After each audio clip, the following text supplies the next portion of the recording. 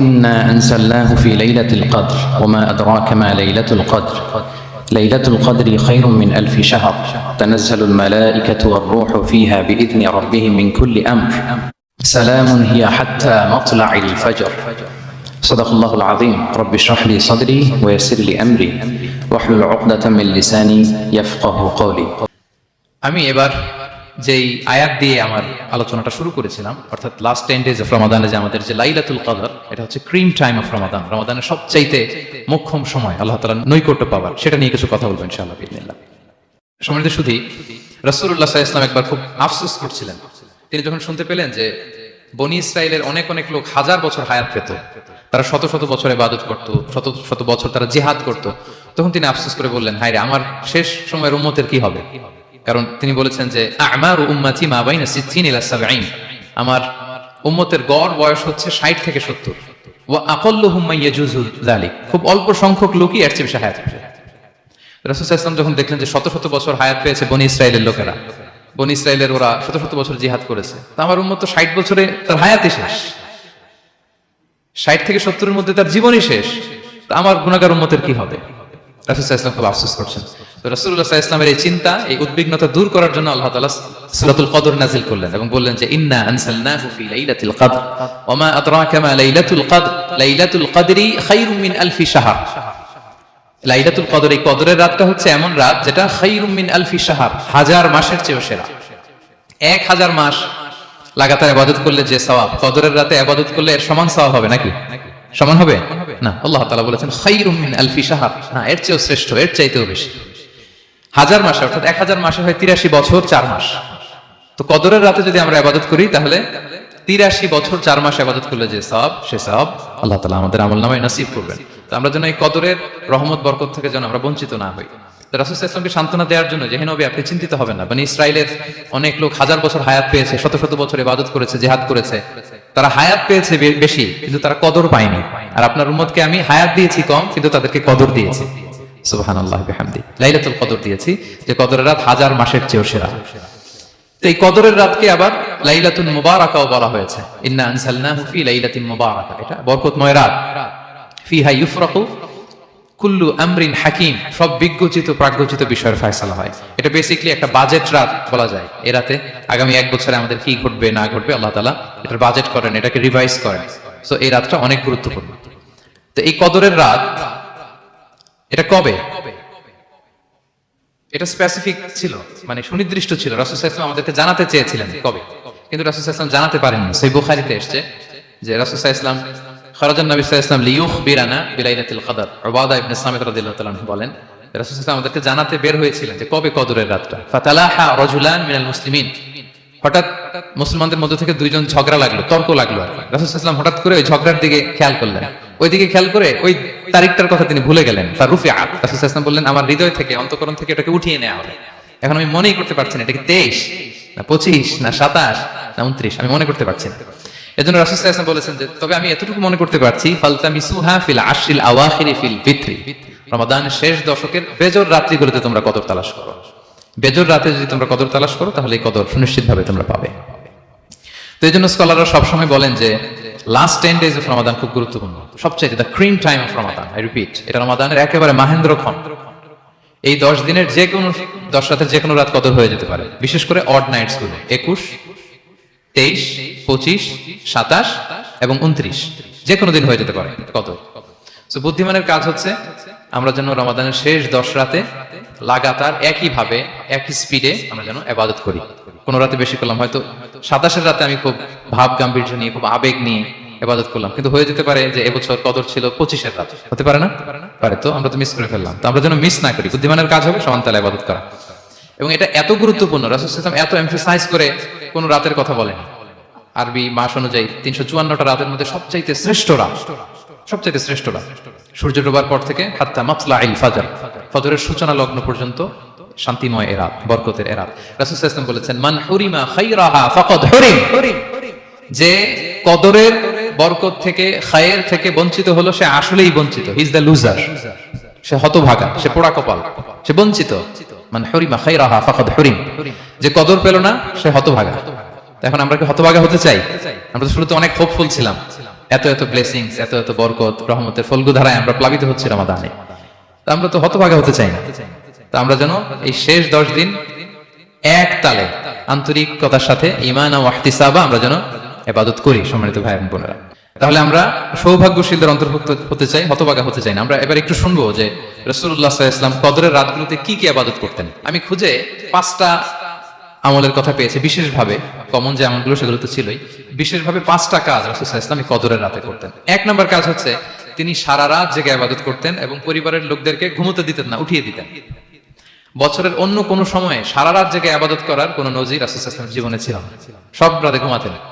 আমি জোহর বারুতে একটা কনভেনশনে the daily routine of prophet সাল্লাল্লাহু আলাইহি ওয়াসাল্লাম একটা আলোচনা করেছিলাম, যেখানে রাসূল সাল্লাল্লাহু আলাইহি ওয়াসাল্লামের দৈনন্দিন জীবনের রুটিন আলোচনা করেছিলাম। সেখানে আমরা বলেছি যে রাসূল সাল্লাল্লাহু আলাইহি ওয়াসাল্লামের দৈনন্দিন অভ্যাস ছিল তিনি এশার পরেই তাড়াতাড়ি ঘুমিয়ে পড়তেন আর মিড নাইটে উঠতেন। রাসূল সাল্লাল্লাহু আলাইহি ওয়াসাল্লামের কর্মদিবস শুরু হতো মিড নাইটে। আমাদের তো সকালে কারো আরো অনেক পরে শুরু হয়, রাসূল সাল্লাল্লাহু আলাইহি ওয়াসাল্লামের কর্মদিবস শুরু হতো বেসিক্যালি মিড নাইটে। এশার পরে কথাবার্তা না বলে আগে ঘুমোতে যেতেন, মিড নাইটে উঠতেন, কিন্তু ঘুমাতেন। ঘুম ছাড়া রাত কাটাতেন না। সারা বছরের এটা ছিল যে এশার পর ঘুমোতে যেতেন, except the last 10 days of Ramadan. রমাদানের শেষ 10 রাতে রাসূল সাল্লাল্লাহু আলাইহি ওয়াসাল্লাম ঘুমাতেন না। এই 10 দিনের ব্যাপারেই পাওয়া যায় সারা রাত জেগে তিনি ইবাদত করতেন। আম্মা জান আয়েশা রাদিয়াল্লাহু তাআলা আনহা বলেন, ইযা দাখালা আল আশরু আহিয়া আল লাইলা ওয়া আইকাযা আহলা ওয়া জাদ্দা ওয়া শাদ্দা আল মি'জার। রমাদানের শেষ দশক যখন আসতো রাসূল সাল্লাল্লাহু আলাইহি ওয়াসাল্লাম সারা রাত জেগে ইবাদত করতেন। পরিবারের সদস্যদেরকে জাগিয়ে তুলতেন, স্ত্রীদের ঘুমাতে দিতেন না, জাগিয়ে তুলতেন। ফাতেমা রাদিয়াল্লাহু তাআলা আনহার ঘর পাশেই ছিল, তাদেরকে যে জাগাতেন এবং নিজে সারা রাত ইবাদত করতেনই। জাদ্দা ওয়া শাদ্দা আল মি'জার, খুবই বলিষ্ঠ ভাবে, খুব মজবুত ভাবে কোমরে গামছা বেঁধে নামার একটা এক্সপ্রেশন এখানে দেওয়া হয়েছে। মিজার, ইজহার মানে হচ্ছে বাংলা করলে হয় লুঙ্গি। লুঙ্গি আমরা যখন খুব শক্ত কোনো কাজ করতে যাই তখন তারা কি করে, খুব টাইট করে লুঙ্গিটা বাঁধে। তার মানে বোঝানো হচ্ছে রাসূল সাল্লাল্লাহু আলাইহি ওয়াসাল্লাম কোমরে ভালো করে লুঙ্গি বেঁধে বা গামছা বেঁধে আটকাট বেঁধে নামতেন শেষ 10 দিনের জন্য। এই সময় তিনি মানে কাউকে কেমন যেন চিনতেন না, সবসময় ইবাদতে মগ্ন থাকতেন।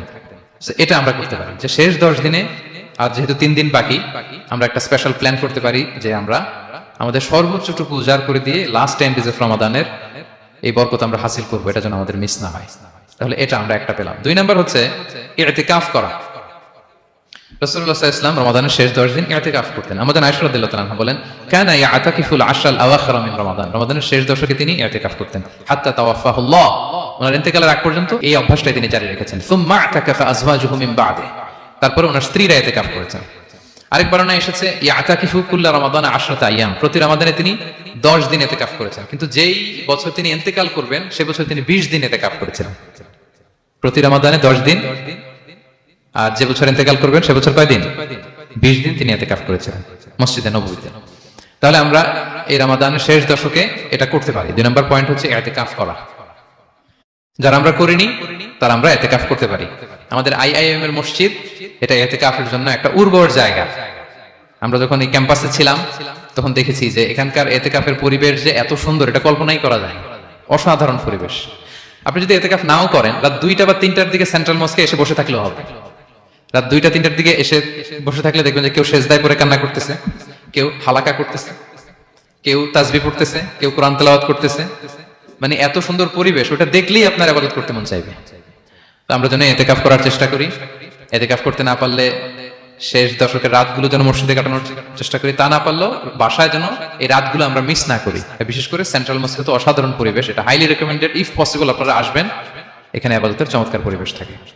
3 নাম্বার হচ্ছে রাসূল সাল্লাল্লাহু আলাইহি ওয়াসাল্লাম এবং জিবরাইল আলাইহিস সালাম যৌথভাবে কোরআন রিভিশন করতেন। খুব ইন্টারেস্টিং।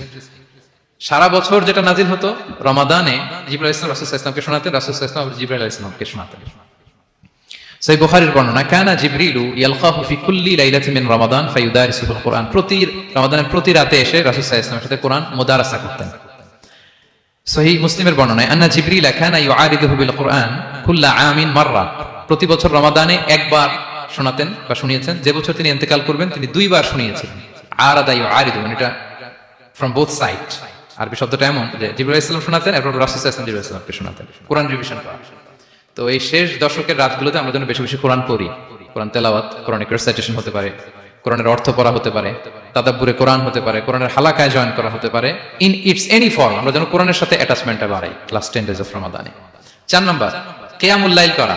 রাসূল সাল্লাল্লাহু আলাইহি ওয়াসাল্লাম কিয়ামুল লাইল করতেন এবং কিয়ামুল লাইল শব্দটাকে রাসূল সাল্লাল্লাহু আলাইহি ওয়াসাল্লাম কদরের সাথে জুড়ে দিয়েছেন। সহিহ বুখারীর বর্ণনা, তিনি বলেছেন মান কামা লাইলাতাল কদরি ঈমানা ওয়া ইহতিসাবা গুফিরা লাহু মা তাকাদ্দামা মিন যামবি। কদরের রাতে যে কিয়ামুল লাইল করে বিশ্বাস নিয়ে এবং নাজাতের প্রত্যাশা নিয়ে, তার পূর্বের সমস্ত গুনাহ আল্লাহ তাআলা ক্ষমা করে দিবেন।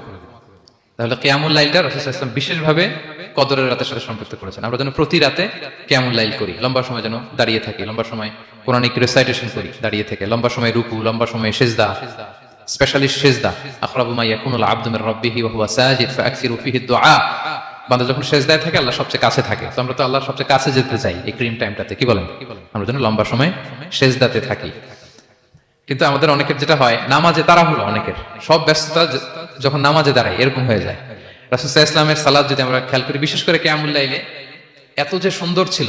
আম্মা জান আয়েশা রাদিয়াল্লাহু তাআলা আনহাকে জিজ্ঞেস করা হয়েছিল যে, হে আম্মা জান, রাসূল সাল্লাল্লাহু আলাইহি ওয়াসাল্লামের কিয়ামুল লাইল কেমন ছিল, কিভাবে কিয়ামুল লাইল করতেন? আম্মা জান আয়েশা, দেখেন ওনার এক্সপ্রেশনটা কত সুন্দর। তিনি বলেছেন ফালা তাসআল আন হুসনিহিন্না ওয়া তুলিহিন্না। রাসূল সাল্লাল্লাহু আলাইহি ওয়াসাল্লামের কিয়াম যে কত সুন্দর ছিল, কত লম্বা ছিল, আমায় জিজ্ঞেস করুন, আমি বলতে পারবো না। আমরা অনেক সময় যখন খুব বেশি চমৎকার কিছু হয় তো আমরা কি বলি, ভাই এত সুন্দর ছিল আমি বোঝাতে পারবো না, এরকম বলি না?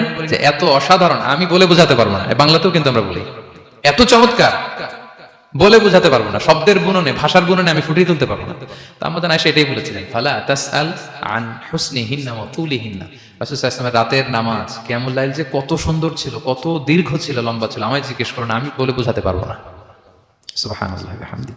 আমরা যেন লম্বা সময় কিয়ামুল লাইল করি। আমাদের আয়েশা রাদিয়াল্লাহু তাআলা আরো বলেন, কানা ইয়াকুমু মিনাল লাইলি হাত্তা তাতাফাত্তারা কদামা।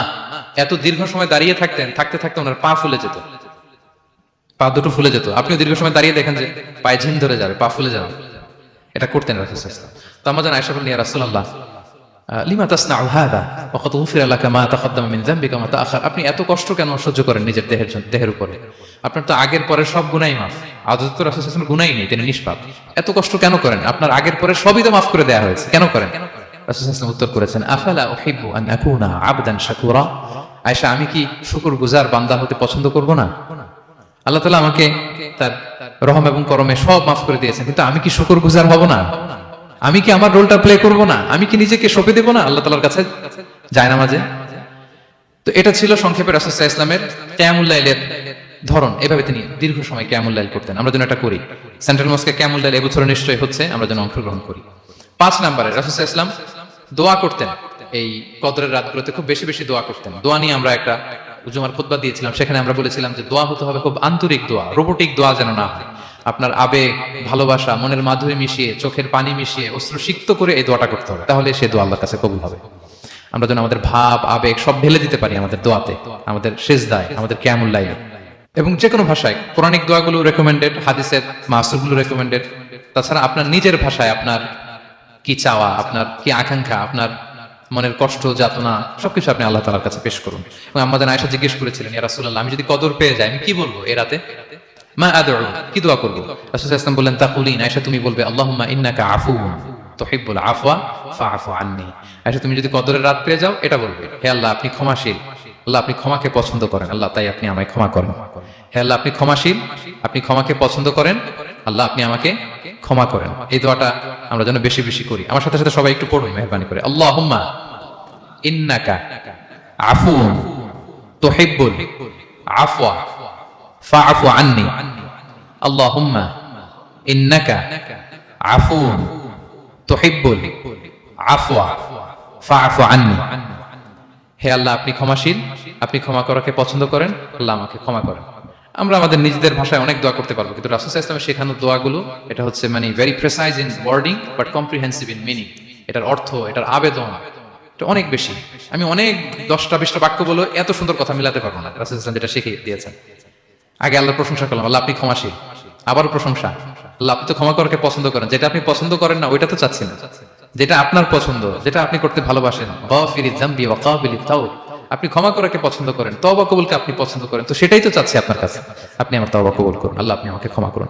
সো এই দোয়াটা প্রত্যেক রাতে যেন আমরা বেশি বেশি করি সম্মানিত সুধী। এবং এই যে রিমাইন্ডার গুলো শুনলাম, এটা রমাদানের পরেও যেন আমরা অব্যাহত রাখি। আমরা নাম দিয়েছি যে gear up for a great রমাদান।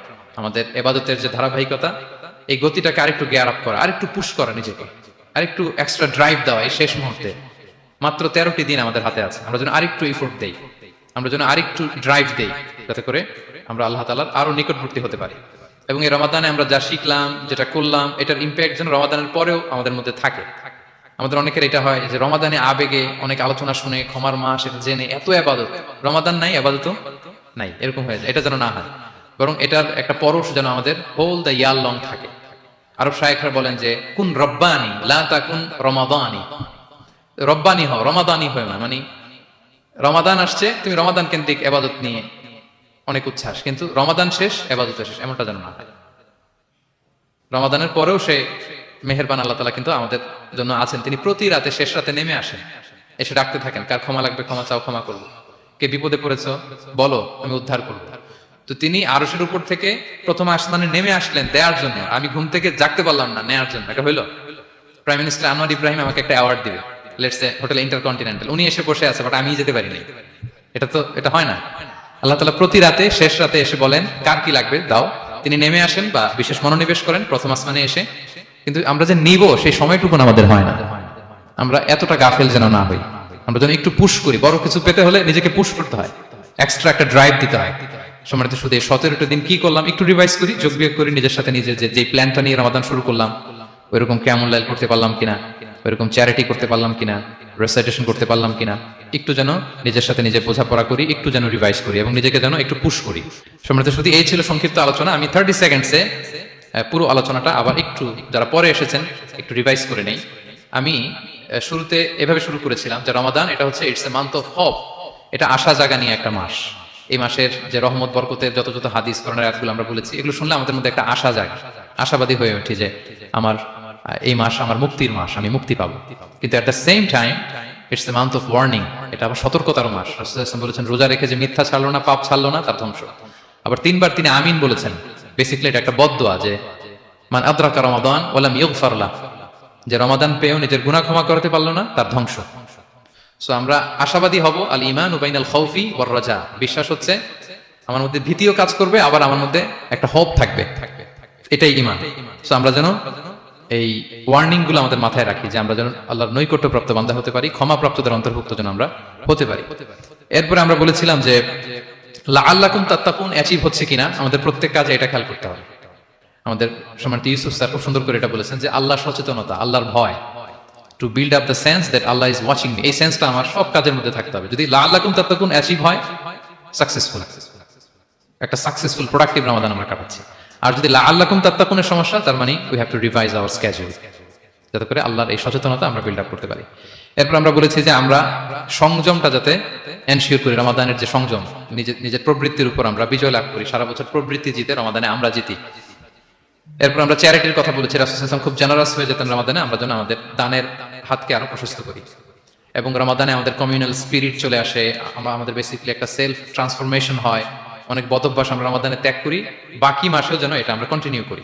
আর সব শেষে আমরা লাস্ট 10 ডেজ অফ রমাদানের গুরুত্ব নিয়ে বলেছিলাম যে রাসূল সাল্লাল্লাহু আলাইহি ওয়াসাল্লাম খুব হতাশ হয়ে পড়েছেন যে অন্য নবীর উম্মতেরা অনেক হায়াত পেয়েছে, আমরা পেলাম 60-70, তো আমার গুনাহগার উম্মত কি করবে? আল্লাহ বলেন লাইলাতুল কদর খায়রুম মিন আলফি শাহর, নবী হে আপনার উম্মতের জন্য আমি কদরের রাত দিয়েছি, যে এক রাতে ইবাদত করলে 1000 মাসের চেয়েও বেশি সওয়াব তারা পেয়ে যাবে।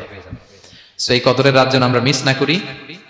কোনটা কদরের রাত? আমরা বলেছিলাম শেষ 10 দিন সমান তালে ইবাদত করব। বিশেষ করে আমরা গুরুত্ব দিব অড নাইটস গুলোতে, 21, 23, 25, 27, 29 আমরা গুরুত্ব দিব। এবং রাসূল সাল্লাল্লাহু আলাইহি ওয়াসাল্লাম বলেছেন মান হুরিমা খায়রাহা ফাকাদ হুরিম, যে কদরের বরকত মিস করলো সে বঞ্চিত, সে হতভাগা, হি ইজ দ্য লুজার। আমরা যেন লুজার না হই, আমরা যেন গেইনার হই এই বরকতের মাসে। এবং সবশেষে আমি বলেছিলাম রাসূল সাল্লাল্লাহু আলাইহি ওয়াসাল্লাম স্পেশালি 5টা আমল করতেন, সারা রাত জাগতেন, ফ্যামিলি মেম্বারদের জাগিয়ে তুলতেন, উৎসাহিত করতেন এবং কোমরে গামছা বেঁধে নামতেন। এরকম ইবাদতের স্পৃহা অন্য কখনো রাসূল সাল্লাল্লাহু আলাইহি ওয়াসাল্লামের মধ্যে দেখা যেত না, যেমনটা শেষ দশকে তিনি করতেন।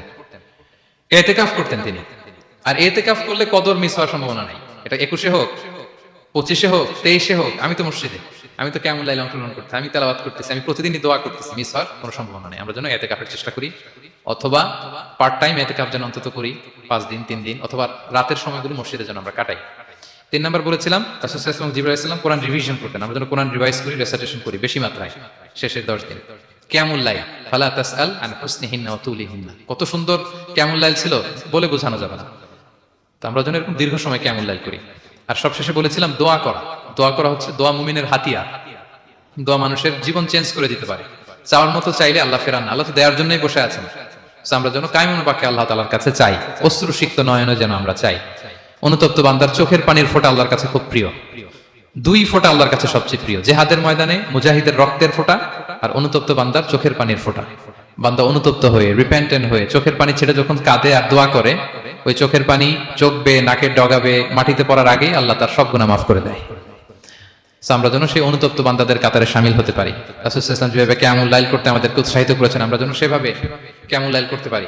আমাদের প্রতিটি কাজের মধ্য দিয়ে লাআল্লাকুম তাত্তাকুনের যে অ্যাচিভমেন্ট, সেটা যেন আমাদের হাসিল হয়, এবং এই রমাদানকে যেন আমরা আমাদের জীবনের সর্বশেষ রমাদান মনে করি। আমাদের চিফ ইমাম অফ সেন্ট্রাল মস্ক ইমাম রমাদান সুবকি নামাজের আগে একটা সুন্দর কথা বলেন যে পারফর্ম দিস সালাহ as if this is your last and final prayer. এমন ভাবে নামাজে দাঁড়াও মনে করো এটাই হতে পারে জীবনের শেষ নামাজ। রাসূল সাল্লাল্লাহু আলাইহি ওয়াসাল্লাম এটাই বলেছেন। সো আমরা বিগত বছরগুলোতে আমাদের অনেক প্রিয়জনদের হারিয়েছি এই কোভিডের কারণে। এবছর আল্লাহর মেহেরবানি বাংলাদেশ আইএম কমিউনিটির এই চমৎকার আমাদের সম্মানিত শিক্ষক মন্ডলীদের প্রচেষ্টা, ছাত্র ভাইদের প্রচেষ্টায় এই চমৎকার জান্নাতি পরিবেশে ইফতারির আগে আমরা একত্রিত হয়েছি। আবারও আগামী বছর আমরা এরকম কোনো গ্যাদারিং এ জয়েন করতে পারবো, কোনো গ্যারান্টি কি আমাদের আছে? নাই। It could be the last Ramadan in our life. So আমরা যেন এটা সবসময় মাথায় রাখি যে হতে পারে আমার this is our last chance, এটাই লাস্ট চান্স, এবং এই অপরচুনিটিগুলো যেন আমরা কাজে লাগাই এবং আল্লাহ তাআলার প্রিয় বান্দাদের অন্তর্ভুক্ত হই। আল্লাহ তাআলা আমাদের সবাইকে এই কথাগুলো বোঝার ও আমল করার তৌফিক দান করুক। হাদা মা ইনদি ওয়াল ইলমু ইনদাল্লাহ আলাইহি তাওয়াক্কালতু ওয়া ইলাইহি উনীব। ওয়াসসালামু আলাইকুম ওয়া রাহমাতুল্লাহি তাআলা ওয়া বারাকাতুহু।